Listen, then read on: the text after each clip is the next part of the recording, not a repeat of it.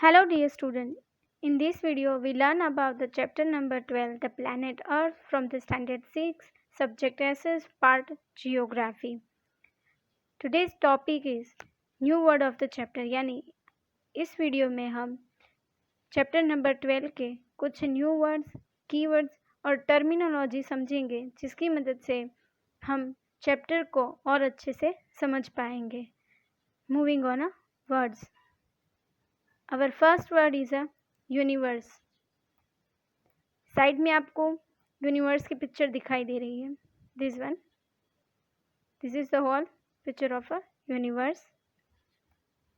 Universe, the whole of the space and everything in it, including our earth, other planets, stars, galaxies and all other heavenly bodies. यानी ये सारे elements इकट्ठा होके universe को बनाते हैं. होल स्पेस यानी आकाश में हमें जो भी दिखाई देता हो, वो चाहे हमारा प्लैनेट हो, अदर यानी कि दूसरे प्लैनेट्स हो, स्टार्स यानी सन हो या फिर अदर स्टार्स हो, गैलेक्सी मिल्की वे या फिर कोई और गैलेक्सीज हो, और हेवनली बॉडीज यानी कि satellite, asteroid, meteoroids. This all are the heavenly bodies. Our next word is galaxy. आपको साइड में गैलेक्सी की पिक्चर दिखाई दे रही है. ये मिल्की वे गैलेक्सी है. मिल्की वे वो गैलेक्सी है जिसके अंदर हमारा सोलर सिस्टम सिचुएटेड है, और सोलर सिस्टम के अंदर हमारा सन और हमारा अर्थ दोनों सिचुएटेड है. Discussed about the Galaxy. A system consisting of a gas, dust and millions of the stars, each with its planet. यानी गैलेक्सी जो है वो बहुत सारे अलग अलग तरह के गैसेस से बनी है. डस्ट यानी आइस पार्टिकल, रॉक पार्टिकल, उन सब की डस्ट देखने को मिलती है. मिलियंस ऑफ द स्टार यानी ज़रूरी नहीं है कि एक गैलेक्सी में एक ही स्टार हो, बहुत यानी कि मिलियंस ऑफ द स्टार्स देखने को मिलते हैं, बहुत सारे. ईच विथ इट्स प्लैनेट यानी कुछ स्टार्स ऐसे होते हैं जिसके आसपास बहुत सारे प्लैनेट्स रिवॉल्व करते हैं. अगर मैं एग्जांपल दूं तो हमारे सोलर सिस्टम में सन है, एक स्टार है जिसके अराउंड सारे प्लैनेट्स जो है वो रिवॉल्व करते हैं. Moving on a next word. Our next word is celestial body. Celestial bodies. Celestial bodies जो है उसके अंदर हमें जो भी स्काई में ऑब्जेक्ट्स देखने को मिलते हैं, अगर हमें एक साथ उनको टर्म करना है तो वर्ड जो हम यूज़ करेंगे वो होगा सेलेस्टियल बॉडी. ये देखिए, मून है, एस्ट्रॉइड्स है, गैलेक्सीज है, ये सारे रॉक पार्टिकल्स हैं. सेलेस्टियल बॉडीज, हेवनली बॉडीज और natural objects that's belongs to sky. यानी हमें आकाश में जो भी नेचुरल ऑब्जेक्ट्स देखने को मिलते हैं उसे हम हेवनली बॉडीज़ या फिर सेलेस्टियल बॉडीज़ कह सकते हैं. This is the definition of the celestial body. Moving on next word. Next word is a gravity. यह आपको साइड में जो पिक्चर दी गई है वो सोलर सिस्टम की है. This is sun. यहाँ आपको 2-4 प्लैनेट्स भी दिख रही है. This one is earth, this is Mercury. तो सारे प्लैनेट्स जो है including our earth, all are revolve around the sun. Why कि वो सिर्फ सन के ही आसपास रिवॉल्व क्यों करते हैं? The reason is gravity. एक इनविजिबल फोर्स है सन के पास जो हर एक प्लैनेट को अपनी ओर आकर्षित करके रखता है, और जिसकी वजह से सारे प्लैनेट है वो उसके आसपास रिवॉल्व करते हैं. और जो इनविजिबल फोर्स है उसे हम ग्रेविटी कहते हैं या फिर ग्रेविटेशनल फोर्स भी कह सकते हैं. Phenomena by which all bodies with a mass and energy. Mass यानी ऐसे पदार्थ जिसका अपना कोई वजन हो या फिर जो थर्ड डायमेंशन में जगह रोकते हो, including the planet and stars, are the brought toward each other. यानी ग्रेविटी एक ऐसी घटना है जो आकाश में मिलने वाली सारी बॉडीज़ को अपनी ओर खींच के रखता है, चाहे वो प्लैनेट्स हो, स्टार्स हो या फिर कोई दूसरे हो। और इसी की वजह से सारे प्लैनेट्स जो है वो एक दूसरे के साथ बिना टकराए सन के आसपास मूव करते रहते हैं।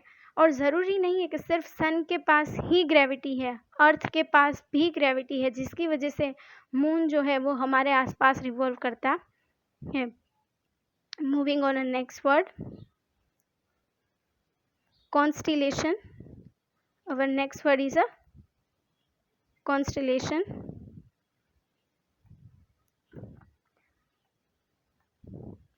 Some stars make a recognizable pattern in the sky. यानी बहुत सारे तारे मिलकर रिकग्नाइजेबल यानी कुछ पहचान सके ऐसी पैटर्न आकाश में बनाते हैं, जिसे कॉन्स्टिलेशंस कहते हैं। देखिए ये एक पैटर्न है, दिस वन इज ऑल्सो, ये सारी आपको पैटर्न्स दिखाई दे रही है पिक्चर्स में।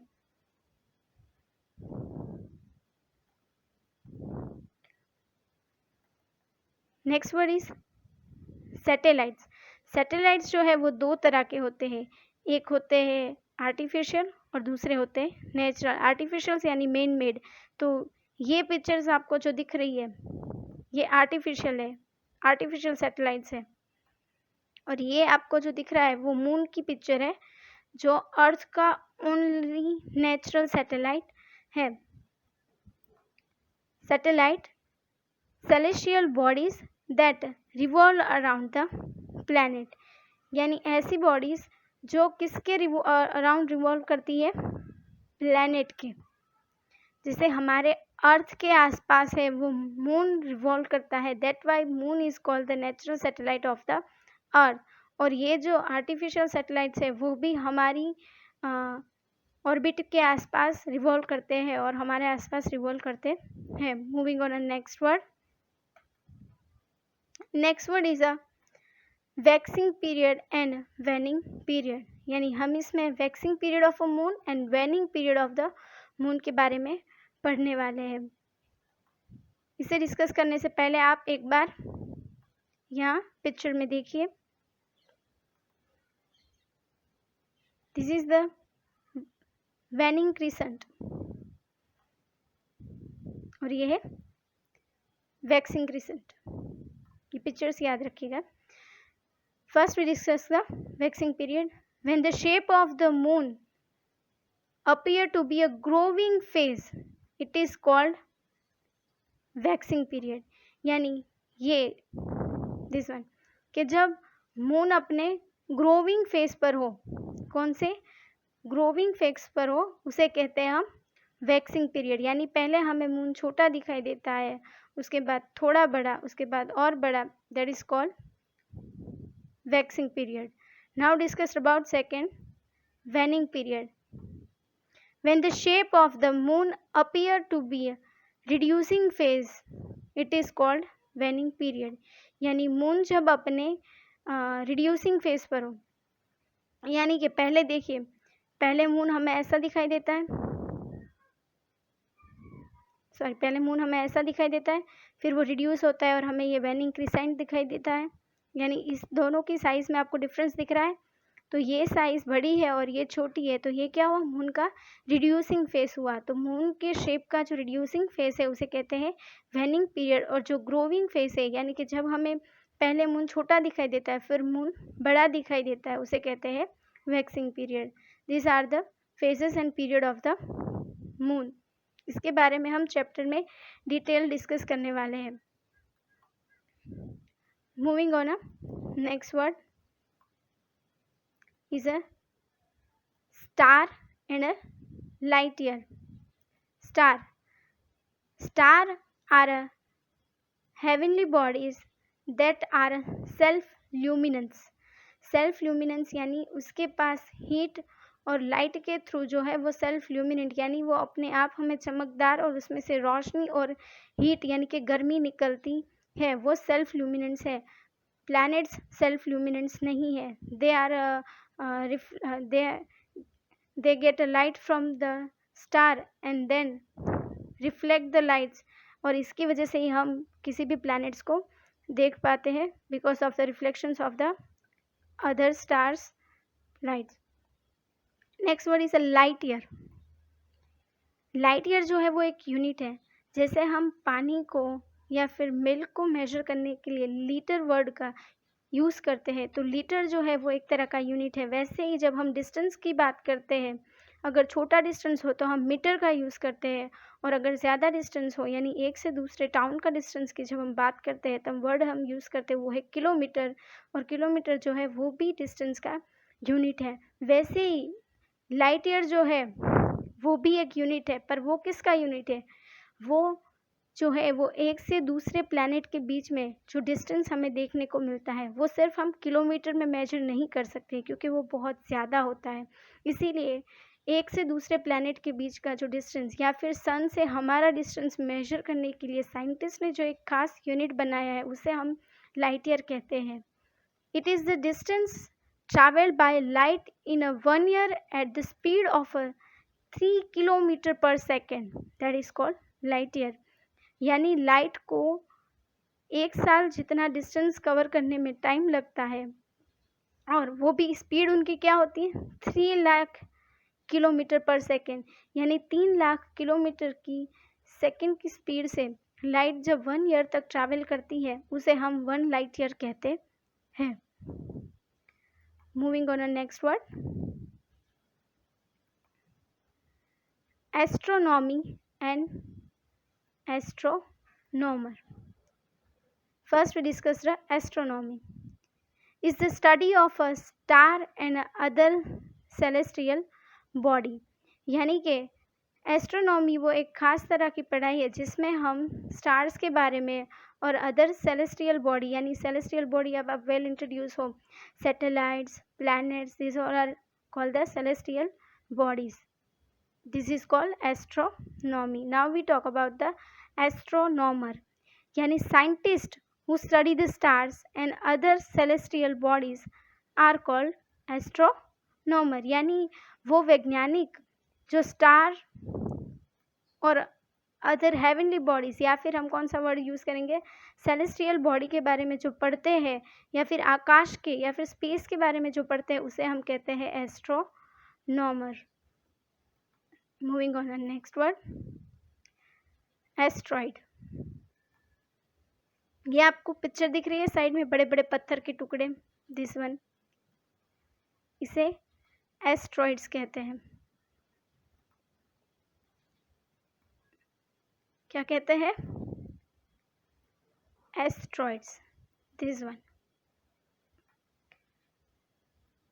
Asteroids are a small rocky airless fragments that orbit our sun but are too small to be a called planet.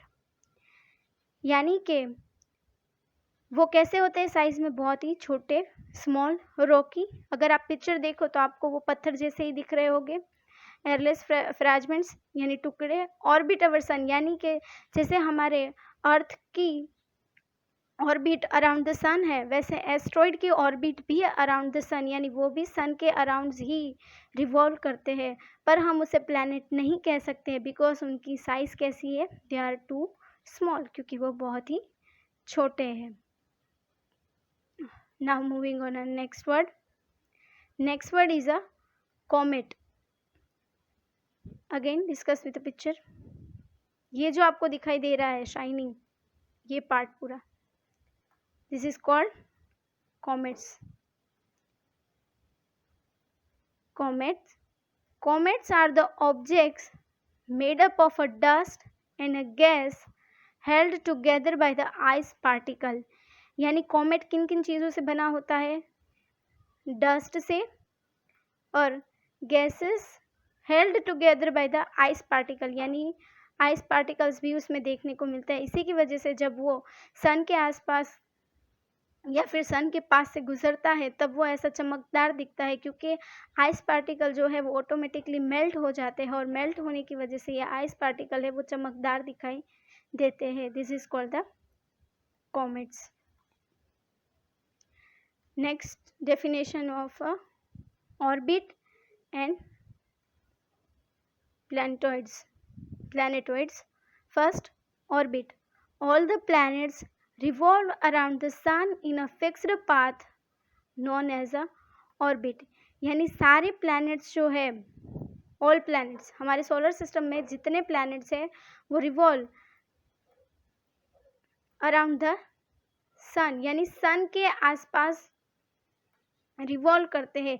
Fixed path यानी सबकी जगह जो है वो फिक्स्ड है, वो एक पर्टिकुलर लाइन होती है जिसके ऊपर ही सारे प्लैनेट्स है वो रिवॉल्व करते हैं अराउंड द सन, और वो जो फिक्स्ड पाथ है उसे कहते हैं orbit. Now discuss about the planetoids. These broken pieces of a rock and a planet-like bodies are also called planetoids.